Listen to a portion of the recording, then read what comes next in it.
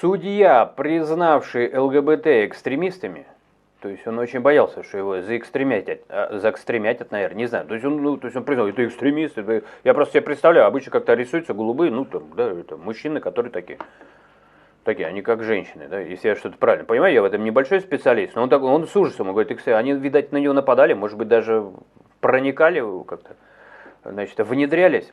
Это я тут пересмотрел фильмы со Стэтхэмом, там, ну, внедрись в их систему. Ну вот, мне кажется, они в его систему как-то внедрились, и он их назвал экстремистами.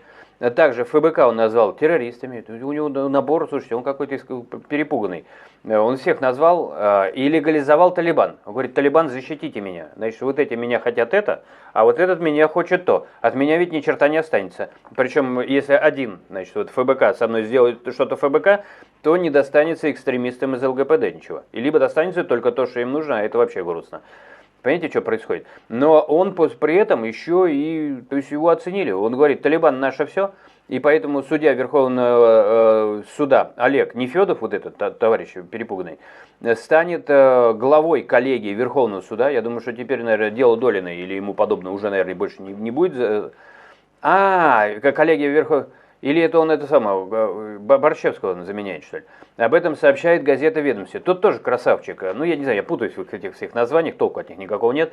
Борщевский же хвастался после того, как Долина прогремела на всю страну. Он такой говорит, я столько научных работ там написал, чтобы как вот суды должны работать. А все такие, нифига себе.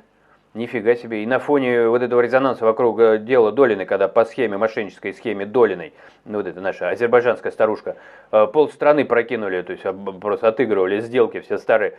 То есть тебя старый никак не напрягло вообще, ну как-то хоть бы извинился за то, как ты сделал судебную систему. Вот так, вот, он меня поразил, то, что он, мол, я столько всего хорошего сделал. Вот у него мозгов не хватает понять, что ты хвастаешься тем, что ты это и создал, что потом пришлось Краснову, значит, отменять. Это вообще феноменально выглядело. Вот, но тем не менее, сейчас туда там придет, сейчас все спасет. Вот Олег Нефедов, он человек такой боевой, понимаете, что он прошел? Он прошел экстремистские нападки ЛГБТ, понимаете ли, и жуткие подрывы ФБК. Это просто ФБК ЛГБТ он пришел, и он сейчас там все сделает. Об этом сообщает газета «Ведомости». 26 мая Высшая квалификационная коллегия судей рассмотрит его кандидатуру на пост зампреда Верховного суда, председателя коллегии по гражданским делам. Он говорит, граждане, заходите. Сейчас эту должность занимает Юрий Глазов. Вот Глазов занимает. Портал Прадо указывает, что полномочия Глазова истекают в сентябре, он не стал выдвигать свою кандидатуру на новый срок. Ничего себе, тут человек какой идет. Собеседник «Ведомостей» говорит, что Нефедов считается одним из наиболее знаменитых судей Верховного суда последних лет. Он регулярно рассматривал резонансные политические дела. Как он выживал, вот для меня большая загадка. Понимаете, с кем он сражался? Он с ЛГБТ сражался.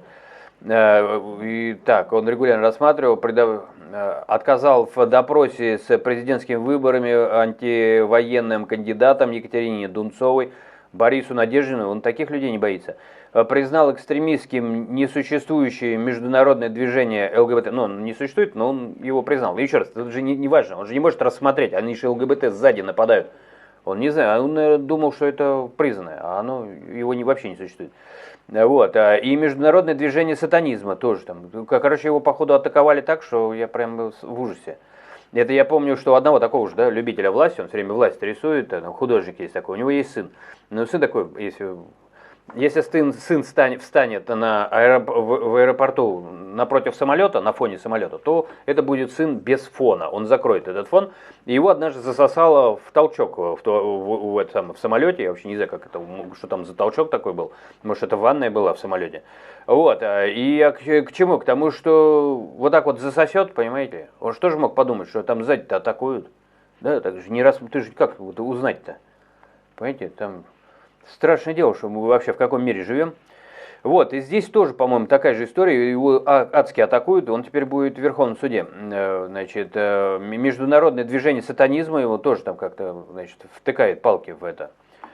В каком-то смысле в колеса. Признал антивоенный комитет России, американское юридическое лицо ФБК, ТЭР организациями. Также он рассматривал иск Алексея Навального.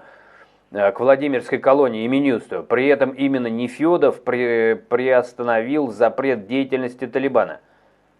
Приостановил в России, фактически разрешив организации работать в стране.